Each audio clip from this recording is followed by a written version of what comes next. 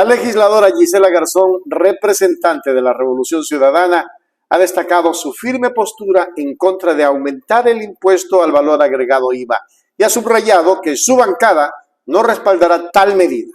En lugar de ello, Garzón propone alternativas de financiamiento que podrían aliviar la carga sobre los ciudadanos ecuatorianos.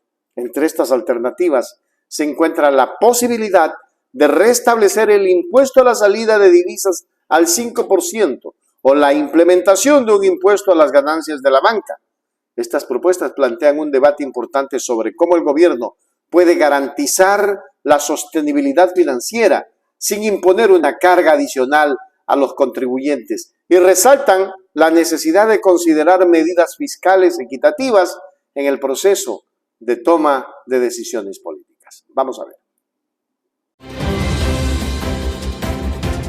No son únicamente alternativas de cara a una posible negociación, sino es claro que no estamos de acuerdo que se pretenda alzar un impuesto que no es progresivo frente a otras alternativas que son mucho más sostenibles y que no le afectan a las mayorías. Lo hemos dicho claramente, la banca debe llevar un peso aquí. Y eso no es ni siquiera una cuestión de negociación, sino una alternativa que la planteamos siendo gobierno y que no podríamos ser inconsecuentes del día de hoy de no defenderla y, por supuesto, insistir en eso. Es una decisión, digamos, tomada por la bancada. Mañana tenemos un taller para profundizar en temas técnicos alrededor de este escenario, pero no estamos de acuerdo con el incremento, ni es, digamos, una cuestión que se puede equiparar a lo que fue nuestras decisiones siendo gobierno, por lo que he dicho en el preámbulo, ¿no? El contexto social, el contexto económico, el contexto del país en su conjunto, no se puede comparar siquiera. Incluso esta temporalidad no significa que pasado al año y un día, las economías golpeadas de nuestras familias, de las familias de la clase media, se recuperan, porque ya tuvieron que llevar una carga adicional a las que ya pueden llegar a tener ahora. Entonces, no es un tema puntual o no es un tema únicamente de la coyuntura. Además que la inseguridad no se atiende únicamente recibiendo recursos para dotarles de condiciones mínimas a las Fuerzas Armadas. Es parte de la atención del problema. Pero de lo de fondo nadie está hablando, ni el gobierno. ¿Qué está pasando con la crisis de lo social? De los chicos y chicas que puedan estar vinculados a las bandas, al crimen organizado. ¿Cuáles o cuántos dejaron el sistema escolar desde la pandemia para acá? ¿Cuántos están a su suerte porque sus padres o madres tuvieron que emigrar o han sido víctimas de la violencia? ¿Dónde está la atención social también? Porque sí, se puede atender de momento el crimen organizado, hacerlo, hacer operativos, tomar detenidos, en fin, y está bien, es lo que se requiere en un primer momento de emergencia. Pero esto segundo, que es sostenido y que es una salida real ante este problema, debería requerir no solo otro enfoque, sino también, si es que fuera el caso, reformas legales con la misma característica, con la misma emergencia. Entonces, no puede pensarse únicamente que, sobre texto de lo que está pasando ahora, que está bien atenderlo con urgencia, no se desconozca lo otro, que es el sostenimiento de las familias y las economías de las mayorías, de los más pobres, incluso la posibilidad de que estos que son más pobres ahora, más adelante puedan dejar de serlo. Eso también es una alternativa y una salida ante la inseguridad. El estado de excepción dura 60 días. Y después de eso, ¿qué viene?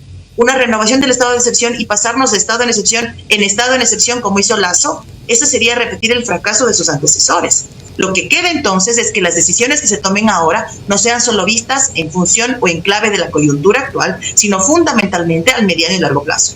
Asambleísta, indistintamente si en el pleno de la Asamblea se aprueba o no la elevación del 15% del IVA, el gobierno está caminando hacia un desmontaje o una eliminación de los subsidios a los combustibles. Indistintamente que se aprueba o no. Eso ya es algo que se ve venir, es cuestión de tiempo, no se sabe si en un mes, en 2 meses, pero hacia allá caminamos. ¿Cuál va a ser en ese momento de la posición de la RC? Por ejemplo, que se elimine el subsidio para la gasolina eco extra, quizás no para el diésel, porque esa se la autorizaría quizás para el transporte público. ¿Qué pasaría si se plantea la eliminación para el gas licuado de petróleo? Que la bombona de gas subiría de 2 y pico, que en estos momentos más o menos está pagando a $5. ¿Qué posición tendría la RC sobre ese tema?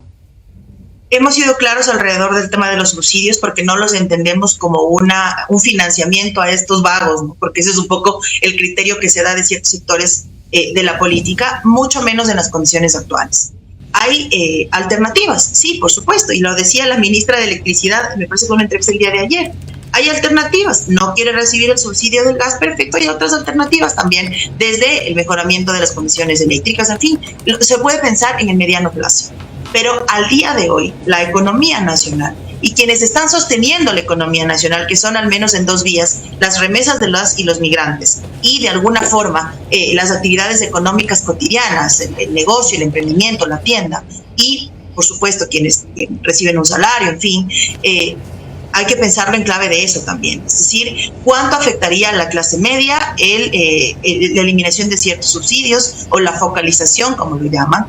Pero me parece que no se debe aprovechar lo delicado del momento para implantar una política desde un enfoque más hacia la derecha y hacia el beneficio de unos pocos. Y eso es una de las cosas que siempre vamos a plantearnos como bancada. No hemos hablado puntualmente del tema de los subsidios, pero tenemos claro, y en el taller que tendremos el día de mañana lo pondremos sobre el debate, tenemos claro que ese es una de las próximas, de los próximos debates que debemos enfrentar, y tendremos una postura una vez que hayamos conocido además criterios técnicos. Pero de primer momento los subsidios son un alivio de alguna forma para aquellos sectores que en medio de las adversidades siguen sosteniendo la economía desde lo local, y es bajo esa perspectiva tendríamos que tomar una decisión, pero de momento no lo hemos hablado aún.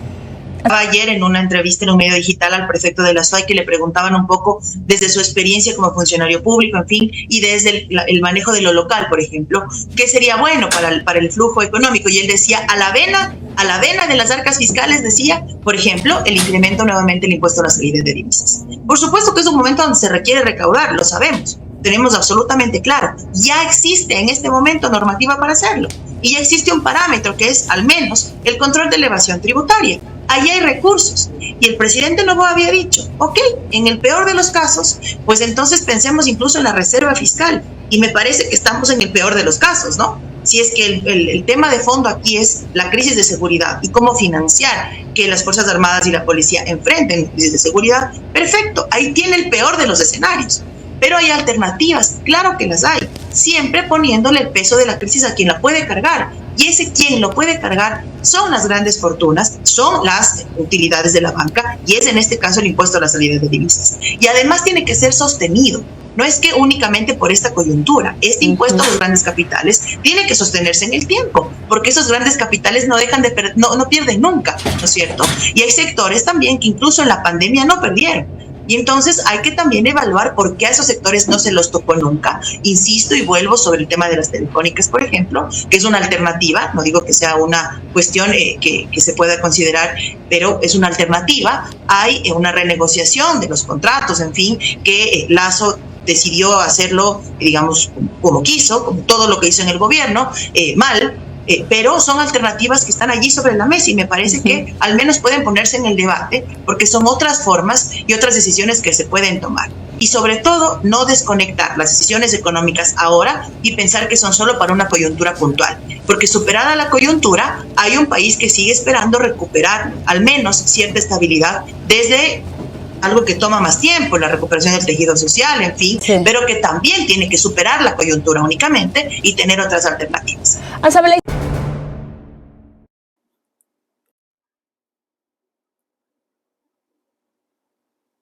Esta postura de la legisladora y sus propuestas alternativas generan un debate crucial sobre la política fiscal en Ecuador. La discusión sobre cómo financiar programas y proyectos gubernamentales es esencial, ya que afecta directamente a la economía y al bienestar de los ciudadanos. La decisión final que tome el Congreso sobre este tema será un punto de referencia importante para el futuro económico del país y tendrá un impacto significativo en la vida de los ecuatorianos. Increíble. Vamos a ver qué pasa, ¿no? Pero el país, más impuestos y le cargan al pobre. Pero para los riquitos, el 5%. Son empresarios. Hay que ser majadero para pensar así. Perdonen.